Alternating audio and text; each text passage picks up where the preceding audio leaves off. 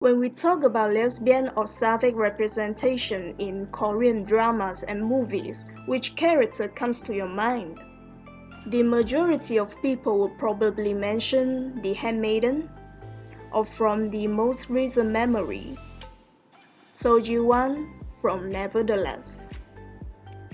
They are some of the most popular LGBTQ characters of our generation. But today I would like to introduce someone who deserves just as much attention as them. Well, as you can hear, English is not my first language. I'm still learning.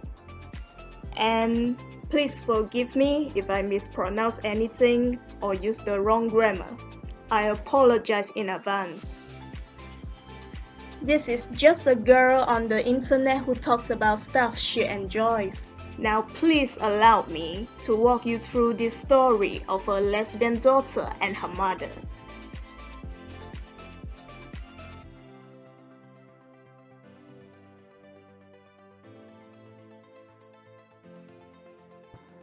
Hello, Dracula is a mini-series with only 2 episodes. In the series, we follow 3 storylines about these characters overcoming their very own Dracula, which is the obstacles they are facing in life. Just like the Dracula I'm facing right now is YouTube, I am carefully avoiding any of their copyright issues. This is probably the 3rd time I'm re-editing this video. I can feel that I'm very close to losing my mind. But don't worry, this one is still very fun to make. Anyways, back to the story. We have a struggling musician who's uncertain about her future. 2 young good friends that have to part ways due to circumstance. And finally, Ji-Anna, an elementary school teacher with a mother who refuses to accept her sexual orientation, while at the same time battling her depression and dealing with the breakup with her girlfriend of 8 years. Today I will only focus on Anna's story because she's the reason for the existence of this video. Before I start, a reminder for the day. If you think the topic will be too heavy for you to handle at the moment, please don't hesitate to pause this video and give yourself all the time you need, because your well-being is your #1 priority. And the ones who stay, I hope you enjoy watching me slowly losing coherent thoughts towards the end. Alright, let's begin.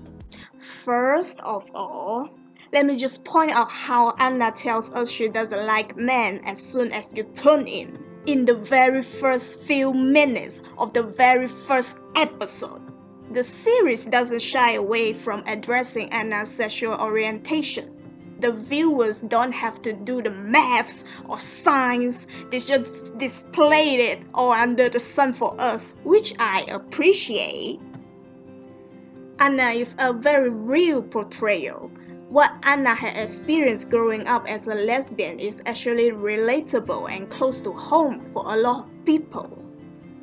Something like where her mom would persuade her to date a nice guy, or how Anna says she has always feared that she's wrong about everything. Anna has always been considerate, obedient, and listen well to what her mom tells her to do. Even though her mom complained about how she always kept things to herself, but at the same time, Anna's mom also loved bragging about how Anna never once made her worry. But what she didn't know was that Anna toughened up and bottled up her emotions all this time, fighting her own battle alone. Her breakup with her girlfriend Seo-jung was actually heartbreaking, and Anna was absolutely devastated.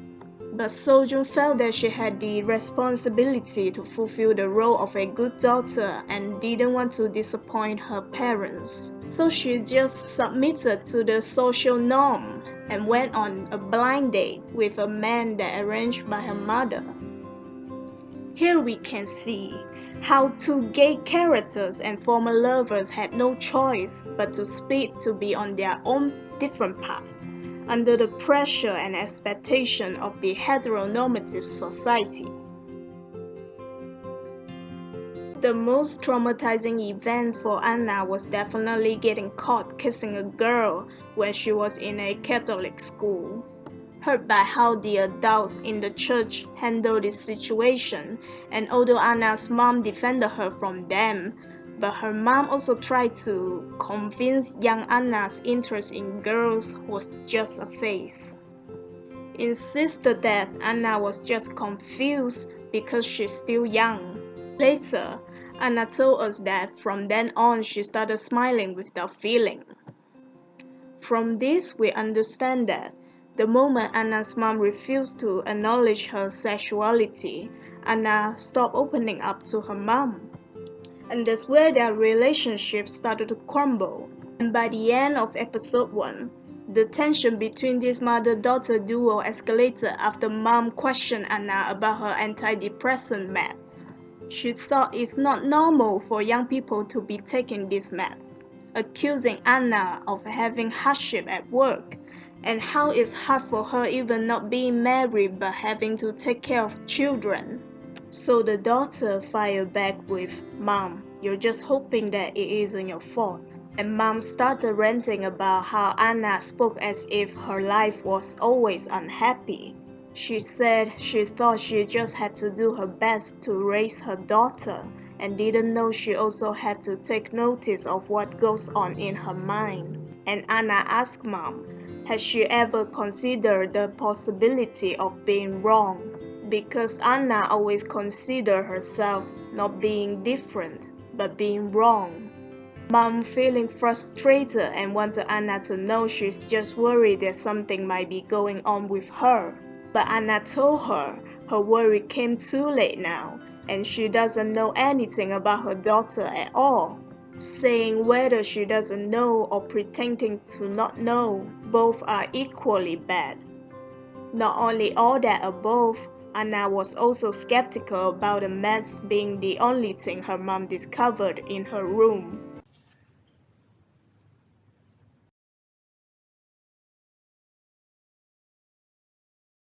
And she's right.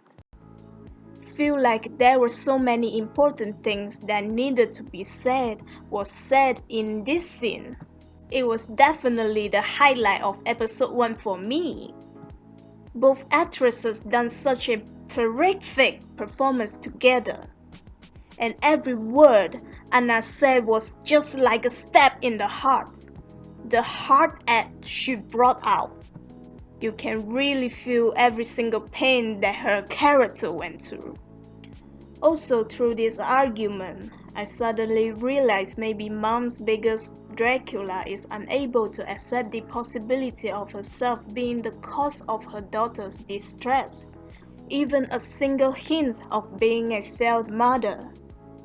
And next morning, Anna finally expressed her fear of Mom turning away from her and depending on another man after learning about her breakup. After Mom learned about what Anna's going through, we can see her attitude turn softer and try to sympathize with her daughter. Also, apparently, Sojong has sent Anna a parcel that contained their couple items and expected Anna to do the same. We can totally see that Anna is still not ready to let go of their memories. So Mom being Mom, and she did what she thought was the best for her daughter. She confronted Sojong and delivered the box in person without letting Anna know beforehand. Here I can somehow side with Mom. She's right about Sojong being careless and sending the couple items to her house through mail without considering someone else other than Anna might open it. And Sojong would have accidentally outed both Anna and herself. But at the same time, we can criticize Mom's method of protecting Anna, which Anna described it as being locked in a safe cage. Years of emotional neglect berating Anna for taking mental health medication, asking her to live like a normal person adding up to this moment. And now making decisions for Anna without consulting her was the final straw. the emotions that Anna had built up inside her throughout her life. Every feeling that she couldn't openly and healthily express were breaking down all at once. Anna even injured herself accidentally when she was isolating herself in the room. After a while, Mom got worried, of course, so she took the key and got in the room to check up on Anna. And they finally had a heart-to-heart moment while Mom's taking care of Anna's wound. Not only physically, but also a metaphor for treating Anna's mental health seriously. And one winter afternoon, Anna was being informed a student of her was bullied by some shameless aunties. So of course, as a loving and caring teacher, Anna flew to the rescue. Okay, the kid was trying to get people to sign the petition to stop the redevelopment program so she doesn't have to move away from her best friend. Nothing but a simple innocent intention in mind. As adults, even if you think the kid was wrong, saying hurtful words to them is just not alright. While protecting her student, Anna said something along the line of, "The kids are doing this because they like each other. Liking each other shouldn't be something wrong." Which is, chef's kiss. Also, I just love how Mom's face tells us she knows exactly what Anna was saying right here. After Anna saved the day, we finally get to see this mother-daughter pairing having a heartwarming conversation and also one of my favorite scenes of the series. I replayed it so many times as if I was savoring a glass of wine, where she was mentioning how she doesn't want to be kind anymore and wanted to live like her mom and not caring about what others think. But Mom disagreed and went on listing out her own flaws, and Anna replied to add, "A daughter that likes women." I was screaming! So then Mom showing support for gay rights by saying that's no longer a problem. What made this moment even more beautiful is when Anna continues saying even if her mom doesn't accept her, she's good with the way she is. And Mom replied, Mom is on Anna's side, making sure Anna knows that even though she couldn't have been by her side at every moment of her life, things will be different and better from now on. Mom even expressed her regrets and admitted she felt like she never gave Anna enough love and care. I needed to lie down and cry for a bit after hearing what Mom said. There is so much to talk about this scene. Okay, first, Anna, who's strong and decided to finally accept and make peace with herself and isn't afraid to live her truth in the end. You're doing amazing, sweetie. Second, can we talk about Mom's character development? The depth? The layers? After watching this, I was like, damn, I think I'm a big fan of Anna's mom now.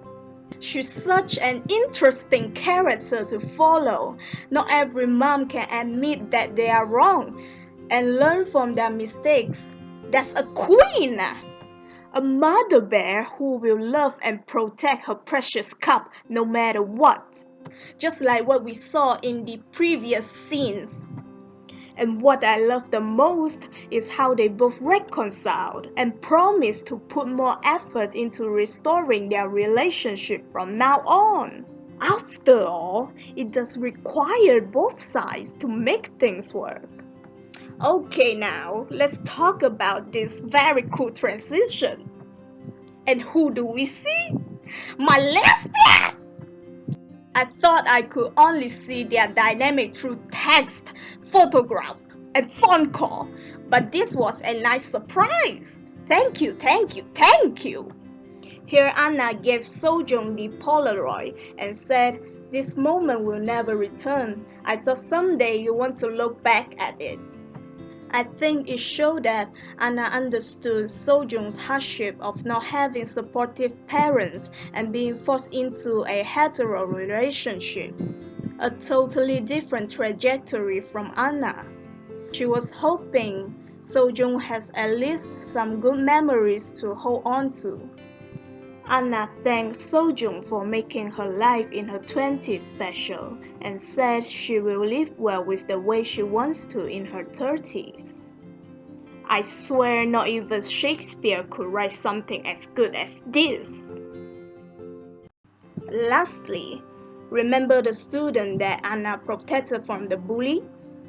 She's saying goodbye because she's transferring to another school.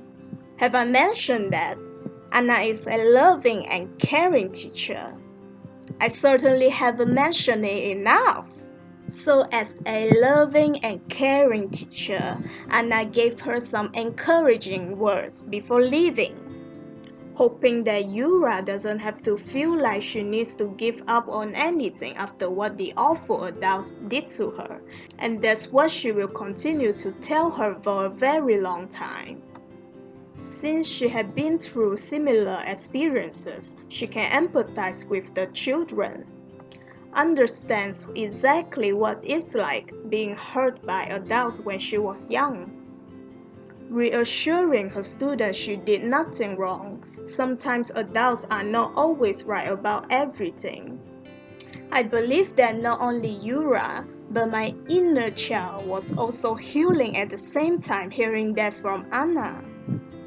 It makes sense why she became an elementary school teacher, to make sure another child won't live with the same trauma, to guide them down a path filled with love and hope.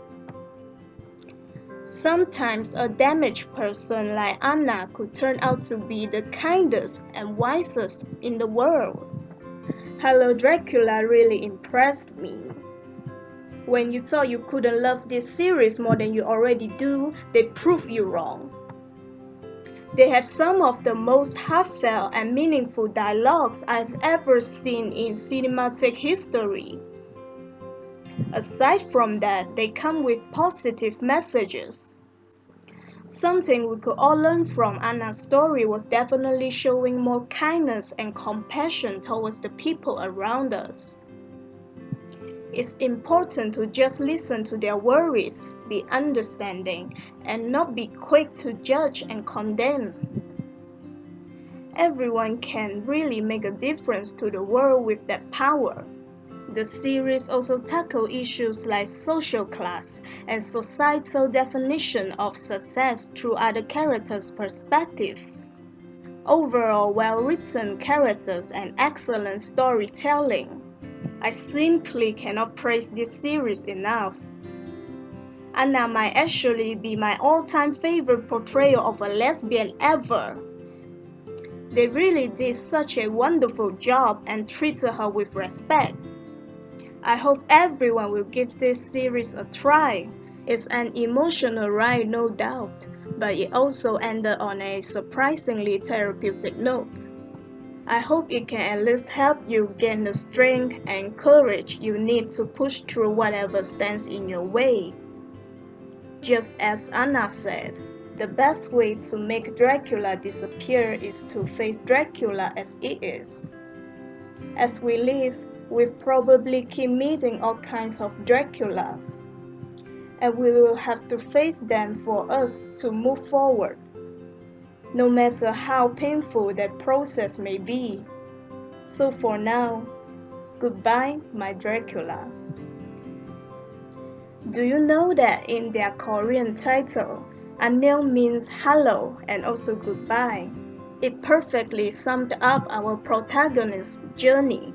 That's so genius and poetic. Why don't more people talk about this series?